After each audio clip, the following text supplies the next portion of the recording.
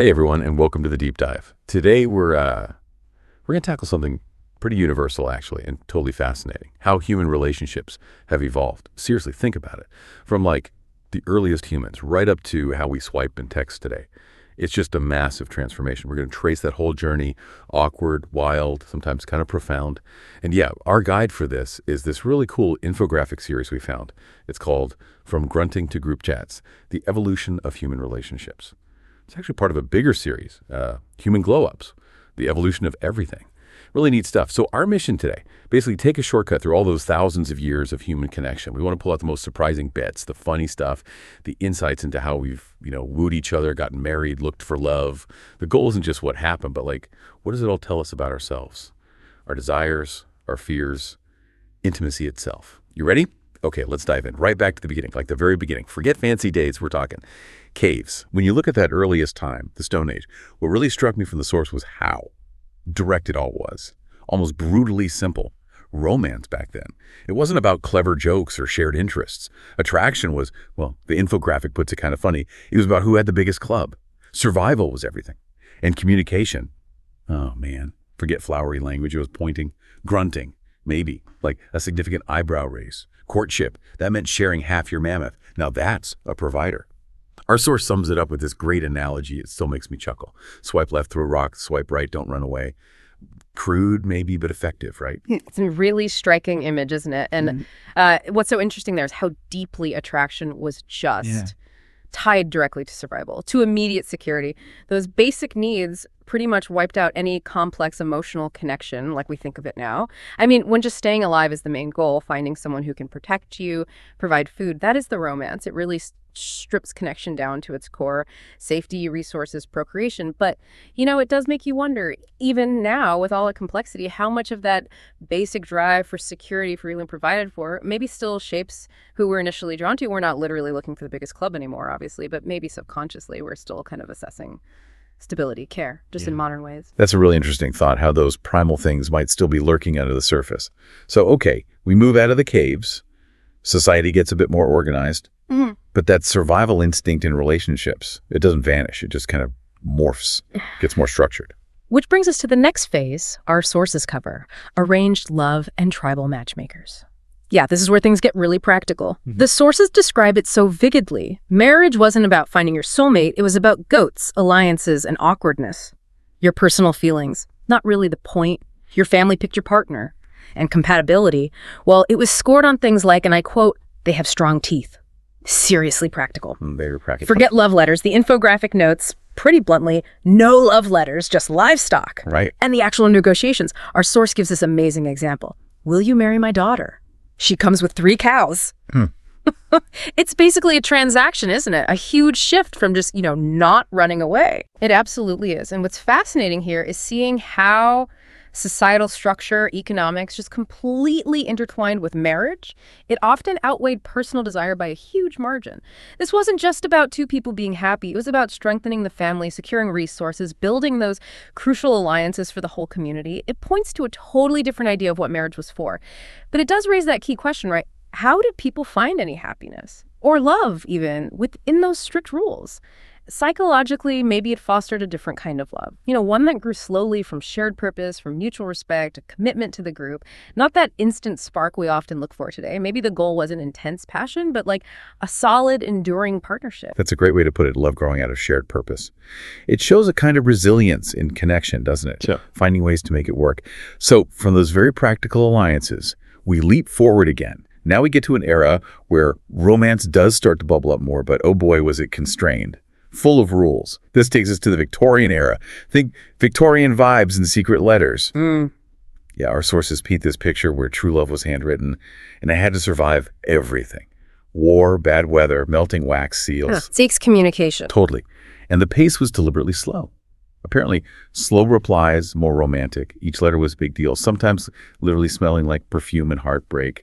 And the social rules, so rigid. Our source mentions 1 kiss on the hand, a scandal. Can you imagine? Wow. The communication itself was so formal, so reserved, captured perfectly by this line. "Dear sir, I think of you every fortnight." No quick texts there, just waiting. Anticipation. That whole romanticizing of delay, of waiting, it's really captivating, isn't it? because communication was so hard, so infrequent. Every single word, every gesture, even what wasn't said, carried so much weight, so much meaning. All those societal pressures, the focus on reputation, it meant feelings often had to be kind of hinted at, expressed subtly, veiled language, symbolic actions, which weirdly probably just amplified how intense they felt. It wasn't just what you said, it was how you navigated those strict rules, what was implied. People must have developed this incredible skill for reading between the lines, finding meaning in tiny cues. It really highlights the power of implication, the drama it created. Every little interaction felt huge. So true. All that unspoken stuff must have been electric. And yeah, the waiting probably did add to the mystique, made it more exciting maybe. But okay, technology marches on. We move from wax seals and careful letters to tangled cords. A whole new era dawns. Next up, rotary romance. Suddenly, just calling your crush took serious guts. It was courage plus cord tangling, as the source puts it, not just tapping a screen. And there were so many obstacles. First off, parents always answered first. Oh yeah, the gatekeepers. Right. That private nervous moment instantly becomes this public hurdle. And if your crush lived far away, forget it. Long distance, expensive heartbreak. Every single minute costs money. Casual chats were a luxury. Plus, the sheer frustration of shared lines, the party line. Remember those? No one's using the phone for 3 hours, just waiting your turn. Total lack of privacy sometimes. And the finality of it all. The source nails it. If they didn't call back, it was over. No read receipts, no anxious follow-up text. Just silence, unanswered hope. Brutal. Yeah. This era really shows how technology, even as it offered more direct contact, brought this whole new layer of anxieties. And gatekeepers, like you said, the phone was this weird public-private thing. You could talk directly, sure, but often under the watchful ear of family or just the inconvenience of sharing the line. It brings up that whole question of privacy and early tech communication, and how maybe that lack of total privacy actually shaped vulnerability. You really had to be brave to make that call, knowing who might pick up. That vulnerability was part of the thrill, the risk of rotary romance. It demanded a kind of social courage we maybe don't even think about now when sending a quick text feels almost effortless. Oh, totally. The courage. We definitely take easy communication for granted now, don't we? Which naturally brings us right up to, basically, now. The very recent past and our present. So how did all that history lead here? Well, the section in our sources on texts, DMs, and scene zones kind of sums it up. Love moved online, and so did ghosting. It's a whole different world, for better or worse.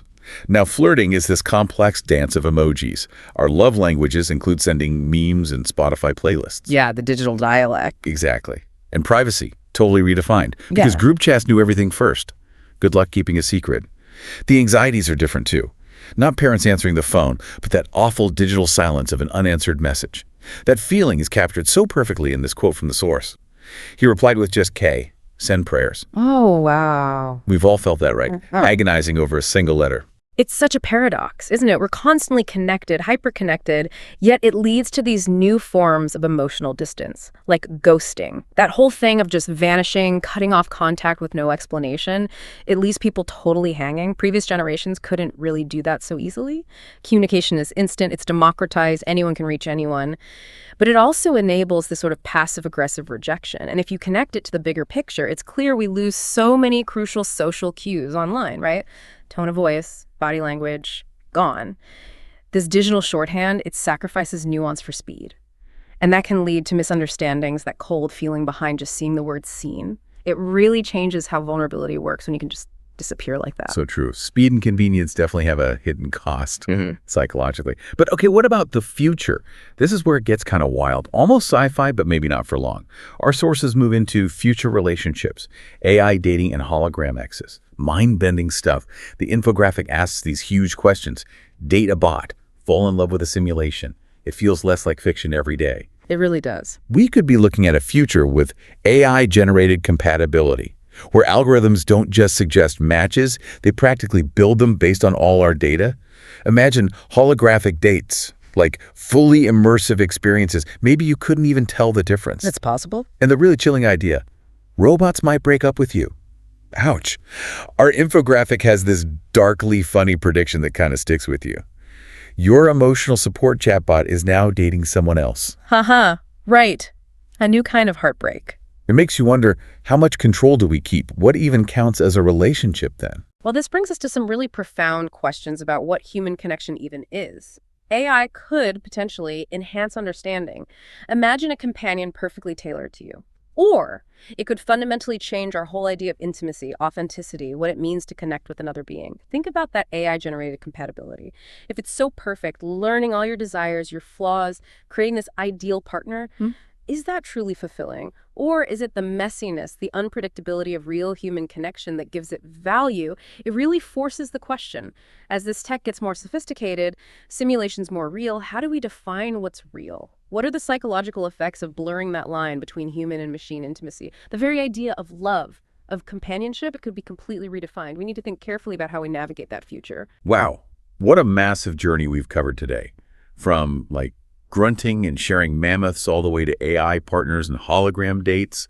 We've seen relationships shift from pure survival to economic deals to these slow formal courtships, then through the anxieties of the early phone calls, right into the fast-paced, often confusing digital world we live in now.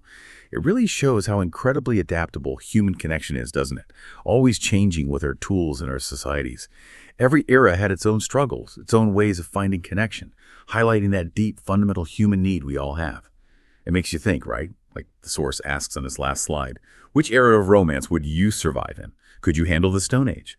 Or maybe the strict rules of the Victorians, penning those careful letters? Or you may be perfectly happy navigating the memes and group chats of today. Exactly. And despite all those massive changes, the tech, the social norms, the ways we've tried to find and show love, what core human needs have actually stayed the same through it all. That need for connection, for intimacy, for belonging. And maybe the final thought is, how will those fundamental, unchanging desires keep shaping our relationships, pushing us to adapt and redefine love, even as we face a future with AI and holograms potentially in the mix? It's definitely something powerful to think about as we all continue figuring out connection in our own lives. Want more then versus now glow-ups? Smash that like, subscribe, and bell icon for your next trip through time.